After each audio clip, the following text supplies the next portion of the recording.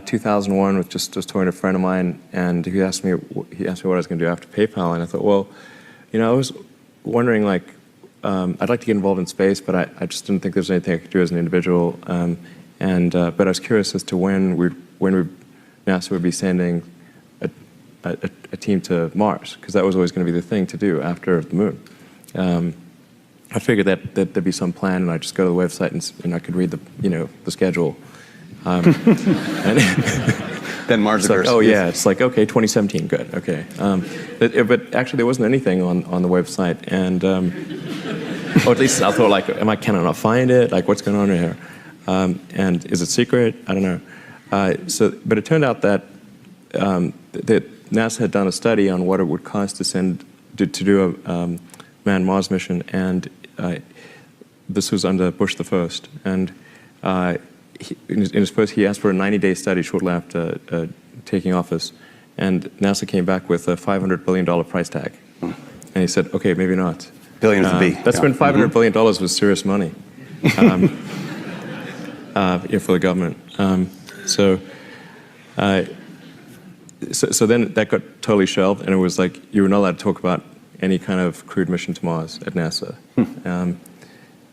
Anyway, but I thought, well, if I can do something that would galvanize public interest, and then that public interest would translate to additional appropriations for NASA and increase their budget, then maybe they could do it.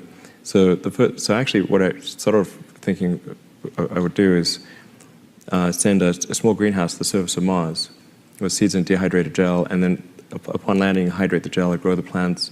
And the public tends to respond to precedents and superlatives. So this would be the furthest that life's ever traveled, the first life on Mars. I tried to figure out how to do this with the proceeds that I had from PayPal. And I was able to figure out how to get the cost of the spacecraft down, and the communications, and the little greenhouse and everything. But the one thing I couldn't compress was the cost to launch, because there are only a few options. And the US options were way too expensive. And so I ended up going to Russia 3 times to try to buy the biggest ICBM in the Russian nuclear fleet. That's where I'd start. Yeah. Yeah. Go big or go home. Right? Yeah. I mean, okay. There was some strange trips, that's for sure. But there's like virtually, like, you can buy any. It's a very capitalist society in some ways.